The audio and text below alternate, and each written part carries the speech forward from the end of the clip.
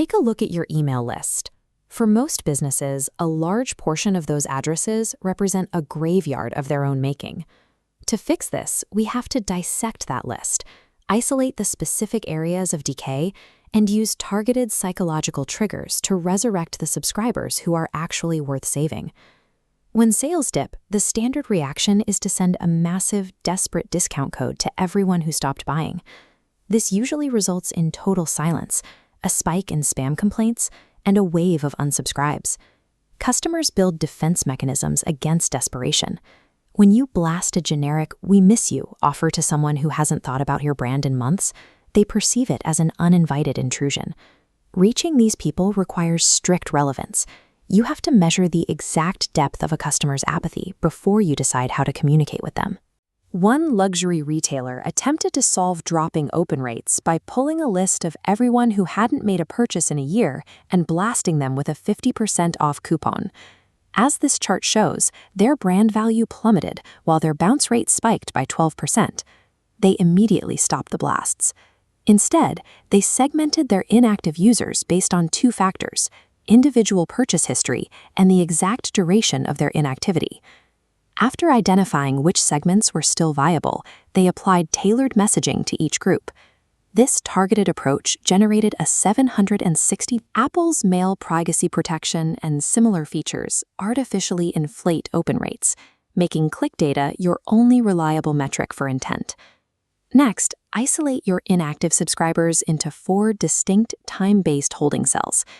The first highlighted segment covers 30 to 60 days of inactivity. This is the early warning. These subscribers are simply drifting. The second segment marks 61 to 90 days. These subscribers are at risk and are actively forgetting the brand. At 91 to 180 days, we reach the lapsed segment. These people have likely found a replacement competitor. Anything beyond 180 days falls into the dormant segment. These subscribers are clinically dead to your brand. Time-based segmentation prevents you from sending an aggressive discount to a customer who merely missed a single month of emails.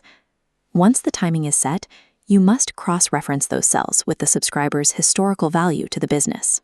We use the RFM framework: recency, frequency, and monetary value. This measures how recently they bought, how often they bought, and the total amount spent. Look at this matrix. One dot represents a high-value customer who spent $1,000 6 months ago. The other pulse represents a subscriber who vanished 90 days ago without ever purchasing. The high-value buyer and the zero-value subscriber require completely different communication strategies. Combining time decay with RFM data creates a 3-dimensional view of every single inactive user on your list. The final step is assigning a specific psychological antidote to each quadrant of that matrix.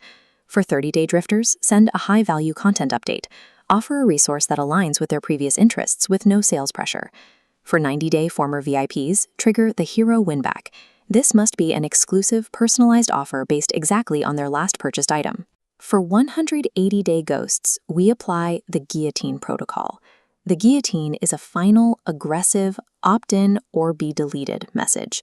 If the subscriber stays silent after this message, they must be purged from the list immediately. Protecting your deliverability is the priority.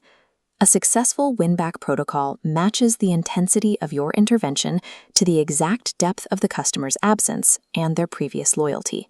You are now operating with surgical precision. You've stopped shouting into the dark.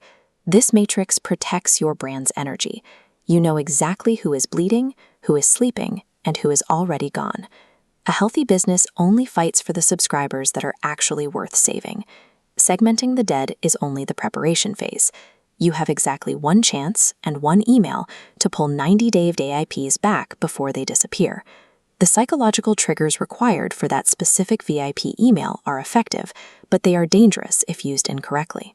List management succeeds when it prioritizes the concentration of actual attention over the total count of email addresses.